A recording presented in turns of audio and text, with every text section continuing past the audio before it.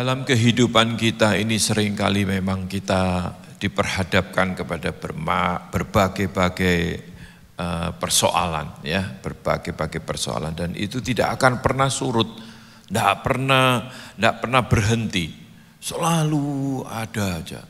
Tapi kalau kita melihat dan mengerti firman Tuhan pun mengajarkan kepada kita bahwa kasih karunia Tuhan itu selalu baru setiap pagi, ya toh. Jadi kita sebetulnya ikut Tuhan itu bukannya kita bebas masalah, bukannya kita itu bisa semua lancar-lancar saja, enggak. Tapi yang jelas Tuhan itu akan membackup. Kenapa Tuhan disebut Immanuel? Tuhan beserta kita. Kalau Tuhan beserta kita, maka apa yang Tuhan berikan seperti kasih setianya, selalu baru setiap pagi, tidak berkesudahan. Bukan berarti kemudian masalahnya enggak ada masalah-masalah baru, masalahnya juga selalu baru. Tapi saya tetap percaya kalau kasih setia Tuhan itu melebihi masalah, problema, apapun yang terjadi di sekitar kita. Saudara, karena kalau kita renung-renungkan dalam kehidupan kita, ini yang justru menjadi satu tantangan buat kita. Kadang-kadang kita masih hidup di dunia, tapi satu sisi, satu saat kita nanti akan meninggalkan dunia ini. Kita akan beralih dalam dimensi kehidupan yang berbeda. Mau tidak mau, percaya tidak percaya, kita akan masuk dan mengalami hal seperti itu. Kita akan meninggalkan dunia ini dan kita masuk di dalam satu dimensi kehidupan yang baru. Kalau kita yang percaya Tuhan Yesus, maka kita akan mendapatkan kehidupan yang kekal. Kita yang berseberangan dengan Tuhan Yesus, maka kita akan mendapatkan kematian yang kekal. Dan itu tidak bisa kita hindari. Satu saat semua kita akan mengalami. Nah, selama kita hidup di dunia ini, kita itu belajar sesuatu, saudara. Kalau kita tahu tujuan hidup kita adalah hidup yang kekal, bukan mati yang kekal. Satu-satunya ada di dalam Kristus. Tuhan Yesus adalah jalan. Bukannya kita sebagai orang Kristen egois, tapi betul-betul ini adalah firman Tuhan, kebenaran-kebenaran yang dinyatakan. Setiap kali kita bepergian, setiap kali kita mengundang pembicara tamu dan sebagainya, cuma satu tujuan kita, saudara. Mencari peneguhan dari orang-orang yang memang tidak kenal kita, tidak tahu sama kita. Nah, saudara, karena kita masih di dunia, kita perlu juga peneguhan-peneguhan seperti itu. Kita enggak merasa diri kita paling benar, kita enggak merasa diri kita enggak pernah salah, enggak, kita akui. Segala kekurangan, kelemahan kita akui. Tapi kita adalah orang-orang yang mau hidup benar. Dalam kehidupan ini, akhirnya dari hari ke hari kita bisa mengalami kemajuan demi kemajuan. Nah, oleh karena kita terus diperhadapkan kepada dua hal seperti ini, seperti dua kutub ini, seringkali kita juga bisa tanpa kita sadari mendua hati, saudara. Dalam arti kadang kita ini juga sulit untuk menaruh pengharapan sama Tuhan 100%. Ngomongnya gampang. Tapi dalam fakta, kenyataan yang kita hadapi, kita harus diperhadapkan untuk bisa mengambil keputusan-keputusan yang kadang-kadang dibutuhkan saat ini juga, jam ini juga. Nah, keputusan-keputusan yang harus kita ambil ini, kita seringkali mempertimbangkan, pertimbangannya itu condong hati ini kepada dunia ini, cara-cara dunia. Nah ini yang menyebabkan kita itu bisa mendua hati. Kebimbangan ini yang seringkali mempengaruhi kita itu bisa percaya atau beriman kepada Tuhan 100% atau enggak. Nah kebimbangan ini bukan katanya tidak ada dasar. Dasarnya yaitu dunia ini, kita masih hidup di dunia. Pertimbangan-pertimbangan kita seringkali kita akhirnya melupakan Tuhan. Keputusan-keputusan kita ambil keputusan sendiri. Setelah ada masalah baru kita sadar, aduh iya, ampuni Tuhan, belajar sesuatu diperbaiki, jalani lagi, ada lagi masalah, salah lagi, udah minta ampun lagi, perbaiki, perbarui. Nah ini yang disebut pertumbuhan iman kita itu, saudara. Tidak ada orang beriman 100% langsung, wah tidak ada masalah, ini dunia nggak ada ini. Ya itu sudah malaikat, saudara. Tapi bimbang ini loh. Nah firman Tuhan katakan, sebab orang yang bimbang sama dengan gelombang laut yang diombang-ambingkan kian kemari oleh angin. Tidak ada ketetapan hati, bimbang terus. Ya jangan, harus seimbang. Punya iman, salah, perbaiki, beriman terus, beriman ini yang utama. Ini kalau fokus kita itu kepada kehidupan yang kekal. Orang yang demikian, yang bimbang ya, janganlah mengira bahwa ia akan menerima sesuatu dari Tuhan. Bimbang terus hidupnya maksudnya. Kalau kita beriman, kebimbangan ini bisa meragukan kita, salah ngambil keputusan, balik lagi, beriman lagi. Perbaiki, beriman lagi, terus seperti itu. Nah ini yang kaitannya dengan mendua hati. Ayat 8-nya, sebab orang yang mendua hati tidak akan tenang dalam hidupnya. Jadi sebetulnya semua orang yang masih hidup di dunia ini ya ngalami seperti ini, saudara. Jalan keluarnya apa, saudara? Firman Tuhan itu luar biasanya ya. Kita ditegur, kita mau memperbaiki, selalu diberi way out, diberi jalan keluar.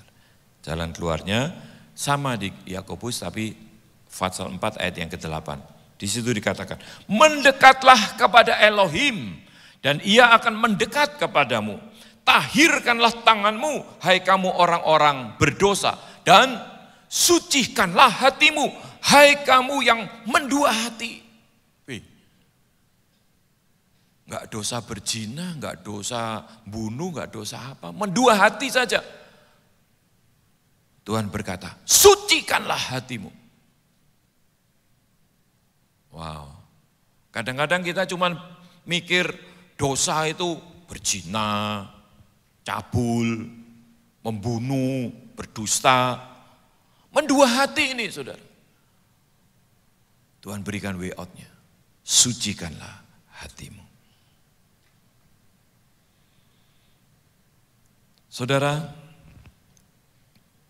kalau kita ngelihat kenapa kok Tuhan suruh sucikanlah hatimu. Tadi kita sudah ngelihat ya, orang yang mendua hati tidak mendapatkan apa-apa. Bimbang, kebimbangannya terus hidup dalam kebimbangan. Imannya tenggelam. Ya harusnya iman yang terus muncul.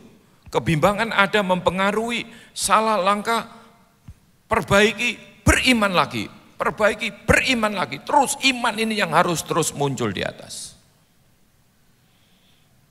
Tapi kalau bimbang ini yang terus muncul di atas, ya kita nggak terima apa-apa. Mendua hati yang mendominasi akhirnya dunia, keinginan dunia.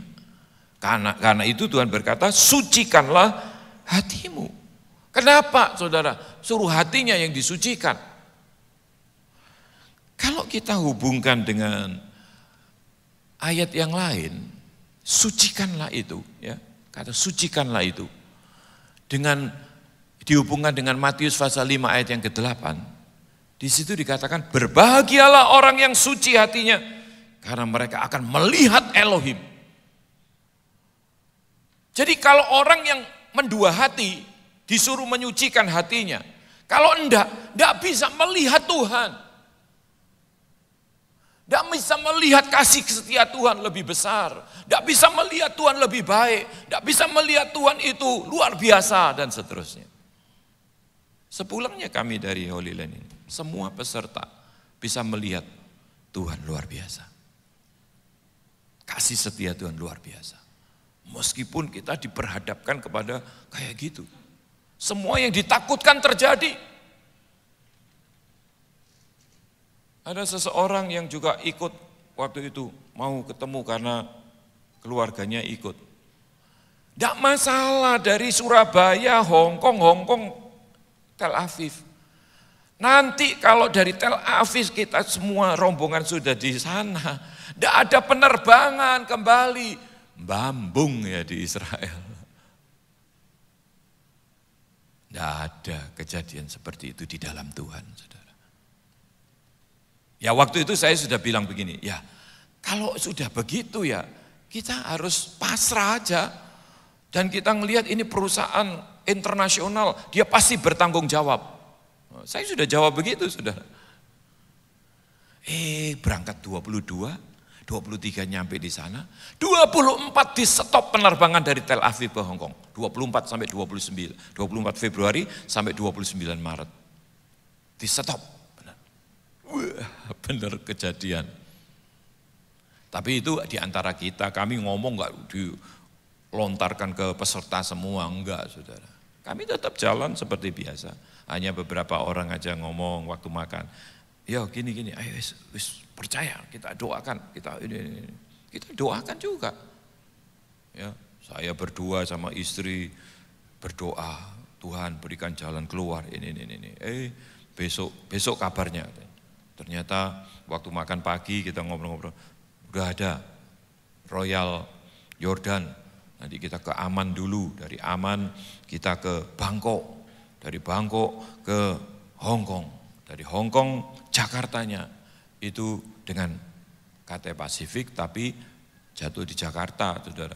Tapi Jakarta Surabayanya penerbangan domestik. Wah ini nanti masalah dengan bagasi, dari 30 internasional 30 kilo, domestik kan 20 kilo. Waduh ini ngeluarin duit banyak loh ini.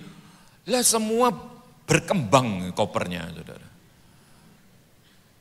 Dari 17-18 kilo berangkatnya, pulang ada yang 26, ada yang 29,5, mepet 30 kilo.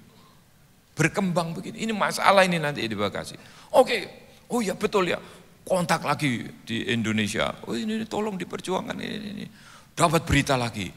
Oke, penerbangan Jakarta Surabaya dengan Garuda domestik 30 kilo. Luar biasa saudara. Tuhan kita itu luar biasa saudara. Akhirnya oke kita nggak ada masalah. Tidak ada yang mustahil buat Tuhan. Memang kita punya Tuhan yang luar biasa. Oleh sebab itu Tuhan mau supaya kita itu mengalami keluar biasaan Tuhan, kehebatan Tuhan, kebaikan Tuhan, kasih setia Tuhan. Dengan cara bagaimana? Sucikanlah hati kita. Supaya kita bisa melihat Tuhan.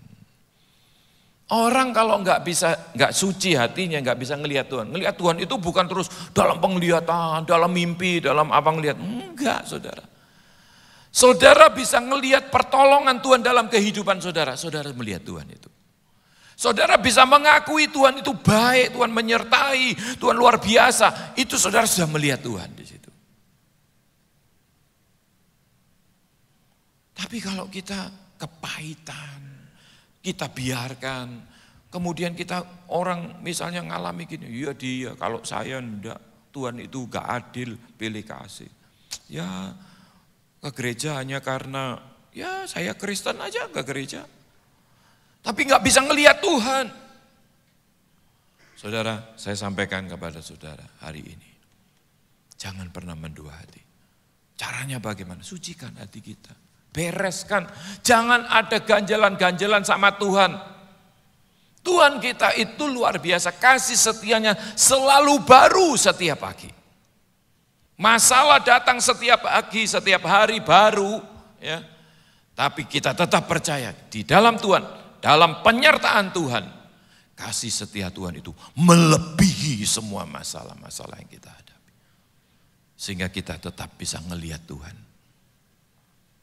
Saudara, hal ini yang seharusnya saudara dan saya alami sebagai orang percaya. Dengan beriman kepada Elohim. Sebagai contoh ya saya berikan di sini. Sebagai contoh saudara, ada surat dari Rasul Paulus kepada Timotius, 2 Timotius pasal 4 ya ayat 9 dan 10, di situ dikatakan, berusahalah supaya segera datang kepadaku karena Demas telah mencintai dunia ini dan meninggalkan aku. Ia telah berangkat ke Tesalonika, Kreskes telah pergi ke Galatia dan Titus ke Dalmatia. Demas ini saudara, yang mendua hati dan meninggalkan Rasul Paulus dalam pelayanannya. Karena dia lebih condong ke dunia. Jadi kalau kita perhatikan dalam kehidupan kita ya, jangan sampai kita itu didominasi oleh kebimbangan kita.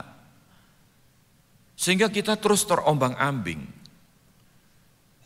Kadang-kadang kita itu terlalu gampang terbawa arus.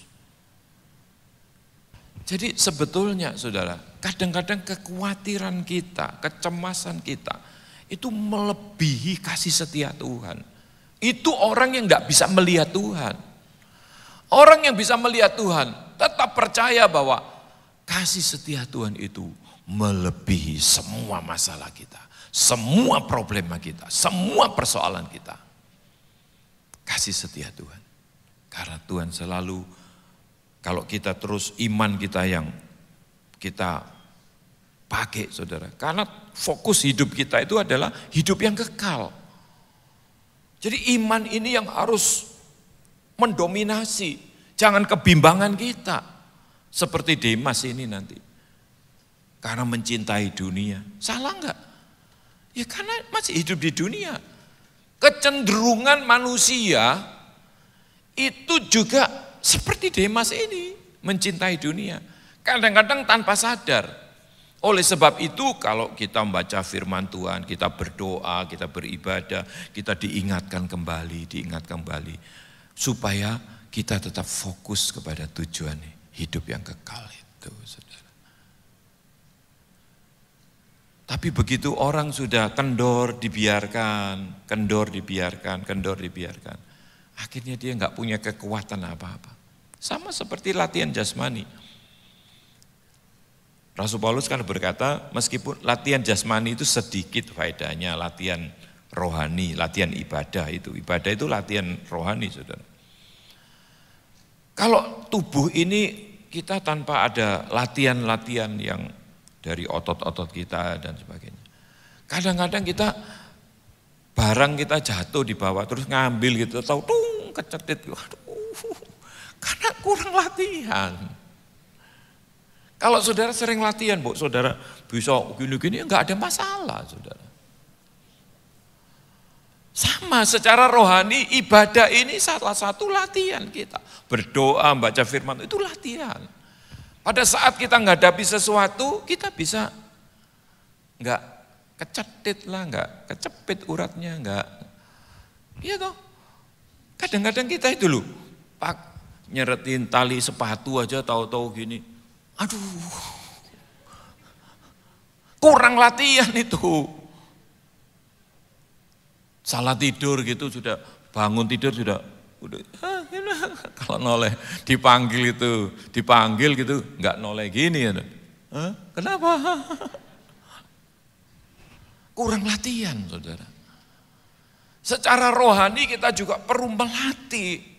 Ibadah ini latihan kita untuk supaya iman tetap menonjol dalam kehidupan kita. Bukan kebimbangan. Akhirnya nanti kayak Demas, akhirnya karena kebimbangan terus meragukan.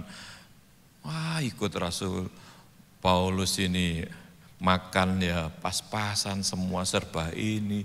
Kok sedikit, kok ini, tidak puas, ketidakpuas, dibiarkan terus, tidak bisa melihat Tuhan. Akhirnya ya mencintai dunia, meninggalkan Rasul Paulus. Sama saudara seperti kita. Apakah kita tidak menerima tantangan, kita tidak menerima tekanan melalui peristiwa-peristiwa di dunia? Sama, menerima. Tapi tergantung iman kita yang menonjol atau kebimbangan kita tadi. Tapi jelas firman Tuhan katakan kalau kebimbangan kita itu yang menonjol, kita seperti orang yang diombang-ambingkan terus. Orang-orang seperti itu tidak menerima apa-apa. Ini orang yang mendua hati. Mendua hati yang menonjol kebimbangannya. Tapi kalau iman kita yang menonjol, latih terus iman kita. Saya percaya saudara, kita akan terus tetap bisa bertahan. Ya. Hari-hari ini sebetulnya saudara, kalau kita itu tidak fokus sehingga iman kita itu yang terus menonjol, kedatangan Tuhan itu sudah dekat saudara. Kalau Tuhan mau misalnya pagi ini kita diingatkan, jangan mendua hati, sucikan hati kita, supaya kita itu fokusnya ke Tuhan. Karena waktunya sudah dekat, ya saya lihat di sini kita baca sama-sama di Wahyu 22 ini. Wahyu 22 ayat 10, lalu ia berkata kepadaku, jangan memeteraikan perkataan-perkataan nubuat dari kitab ini, sebab waktunya sudah dekat. Firman Tuhan sudah dibuka-bukakan, karena waktunya sudah dekat. Kita tidak bisa berpatokan masa lalu. Apa yang hari-hari ini terjadi, itu harus menjadi satu tanda untuk kita. Harus memotivasi kita. Waktunya sudah dekat. Wah, dari dulu yang ngomong waktunya sudah dekat. Apalagi dari dulu sudah diomong waktunya sudah dekat. Kalau sekarang ini berarti jauh lebih dekat dari dulu. Iya kan? Jangan kita bilang, dari dulu diomong waktunya sudah dekat. Mana yang enggak datang-datang. Saudara, kalau masalah tanda-tanda alam sudah terjadi di mana-mana. Jangan memeteraikan perkataan-perkataan nubuat ini karena waktunya sudah dekat. Nah, ayat 11-nya di situ dikatakan, barang siapa yang berbuat jahat, biarlah ia terus berbuat jahat. Barang siapa yang cemar, biarlah ia terus cemar. Dan barang siapa yang benar, biarlah ia terus berbuat kebenaran. Barang siapa yang kudus, biarlah ia terus menguduskan dirinya.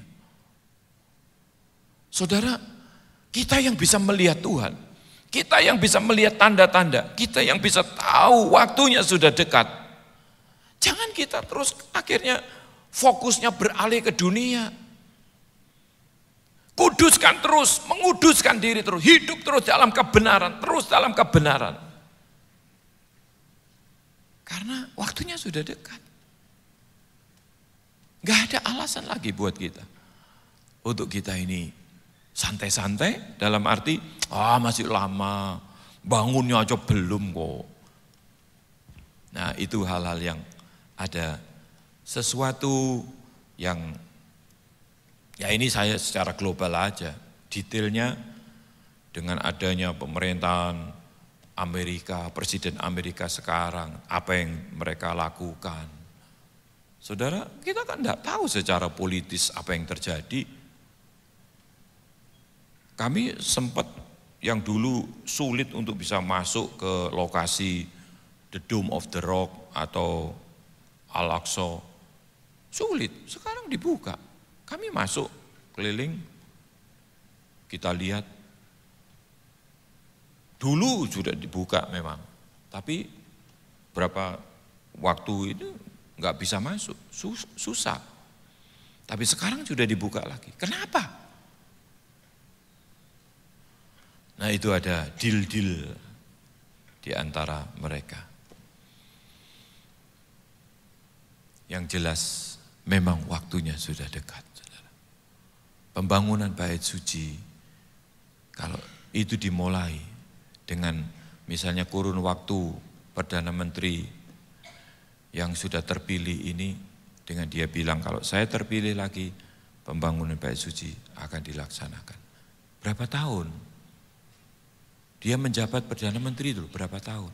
Berarti kan kurun waktu itu, pembangunan bait suci dibangun?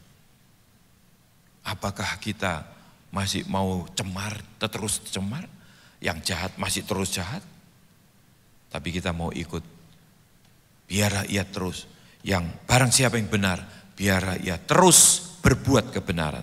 Barang siapa yang kudus, biarlah ia terus menguduskan dirinya. Amin.